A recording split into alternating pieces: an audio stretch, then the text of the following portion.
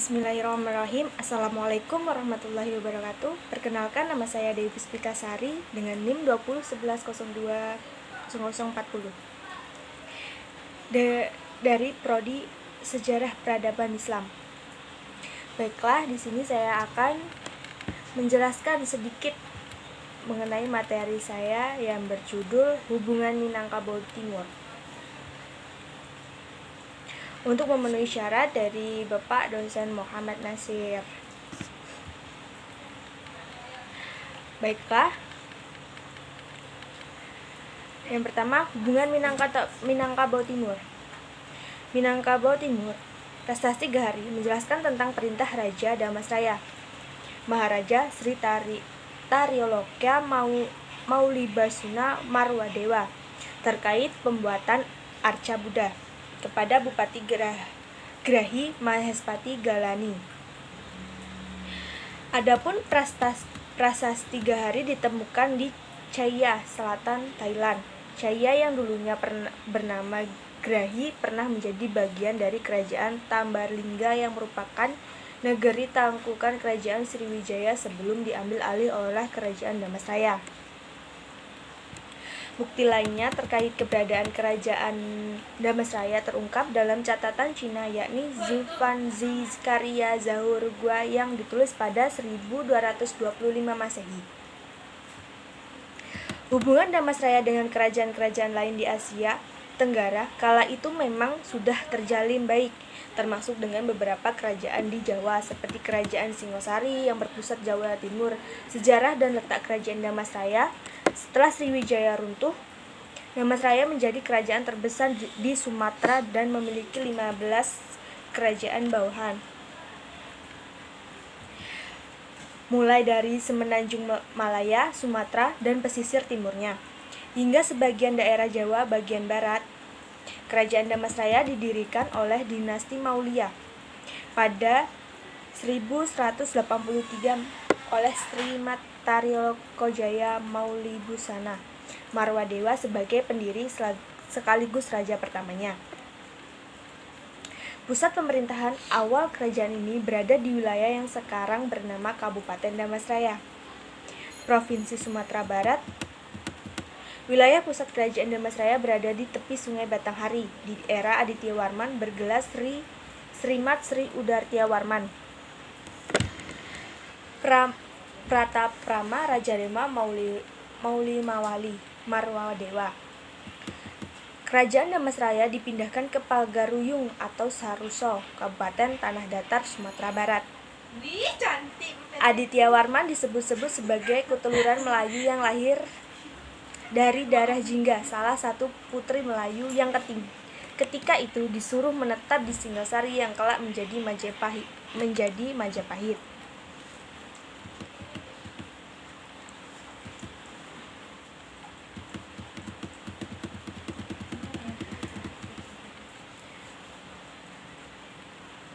Dengan kata lain, Aditya Warman adalah raja terakhir kerajaan Damasraya. Peninggalan kerajaan Damasraya seperti yang pertama Prasasti Gahari, yang kedua Prasasti Padang Roncong, yang tiga Prasasti Suroso, yang keempat Prasasti Kuburjo, yang kedua yaitu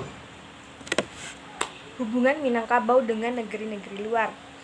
Yang pertama, negeri Indonesia memiliki lebih kurang 200 juta jiwa terdiri dari suku asli dan suku asing seperti Arab, India, Cina. Etnis Cina merupakan etnis yang menonjol dan sering mendapat perhatian dari pemerintah Indonesia. Hal ini karena keterlibatan mereka di segala sektor terutama dalam bidang ekonomi. Penguasaan di bidang ekonomi ini terlepas dari kondisi mereka yang pada mulanya adalah warga pendatang, dan satu-satunya usaha yang harus dilakukan untuk memenuhi kebutuhan hidup adalah berdagang. Cina seringkali dikaitkan dengan pergolakan politik yang menaungi Padang dari masa ke masa. Yang menarik, beliau juga menguraikan faktor politik internal masyarakat Minang yang melibatkan pertarungan kelompok adat dan Islam menghadapi isu politik nasional. seperti pemerintahan revolusioner Republik Indonesia pada tahun 1965 sampai 1966 dan zaman Orde Baru yang berpengaruh terhadap relasi etnik Minang dan Cina di Sumatera Barat. Dan B. Bangsa Arab. Saat bangsa Arab ingin berlayar dan mencari rempah-rempah dan daerah yang berpenghasilan rempah-rempah yang sangat bagus adalah Nusantara atau negeri di bawah angin di timur Laut Hindia dengan hasil hutan yang menonjol seperti kamper dan lada.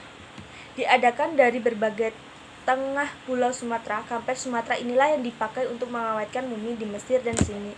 Dari sinilah awal mula hubungan baik antara Minangkabau dengan bangsa Arab. Yang C. Bangsa India. Etnis Muslim India salah satu etnis yang sudah ada sejak abad 17. Kedatangan mereka membawa misi dagang juga. Dan 3. Pengaruh hubungan dengan negeri luar terhadap sejarah Minangkabau. Risalah sederhana ini telah berupa melacak cikal bakal perantauan orang Minangkabau yang mula-mula ke Negeri Sembilan dengan gelombang peraturan pada periode-periode berikutnya, sehingga tercipta hubungan spesifik antara Minangkabau dengan Negeri Sembilan.